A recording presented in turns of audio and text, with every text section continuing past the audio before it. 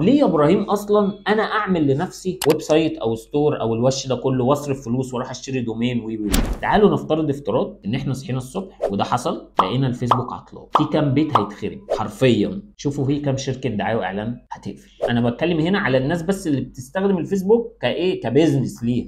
طب الناس اللي بتتعلم من الفيسبوك، انا واخد منصه واحده. طب تخيلي بقى ان انت معتمده في شغلك على منصات بس. انا باشا انا ببيع على الفيسبوك وعلى الانستجرام وعلى تويتر وعلى التيك توك، بس ما حدش يقدر ينافسني، انا جامد جدا فيه، حلو جميل شاطر. بس لو اي واحده من دول، مش هقول لك المنصه اتقفلت، هقول لك ابسط حاجه اتهكر، الصفحه اتسرقت منك، مش ده بيحصل؟ هتعمل ايه؟ الناس اللي عندك دول كلهم راحوا فين؟ مخروا. طب ايه الصح؟ يبقى عندي ويب سايت، يبقى عندي ستور، الناس بتيجي متعوده، الناس متعوده ان هي تخش تشتري منه، مش متعوده ان هي تشتري من البيج او من الجروب او من الواتساب، لا الناس متعوده تخش على الويب سايت. بس انت دلوقتي لما قالت انا بخش اشتري من عند ابو عوف الموقع بتاعه، ما قالتش بخش على الصفحه اعمل اوردر. ليه؟ هو عودها ان هي تخش تشتري من الموقع مش من الصفحه، عشان ده الصح. عشان بكره لما الصفحه تتقفل او تتهكر او يحصل اي حاجه، هو لسه عنده الليد بتوعه، هو لسه الناس بتعرف تخش تشتري وتوصل له، فده امن واضمن وربحيا. الاعلانات الكونفرجن غاليه شويه، بس الناس اللي بتيجي عليها بنسبه اكبر بتشتري.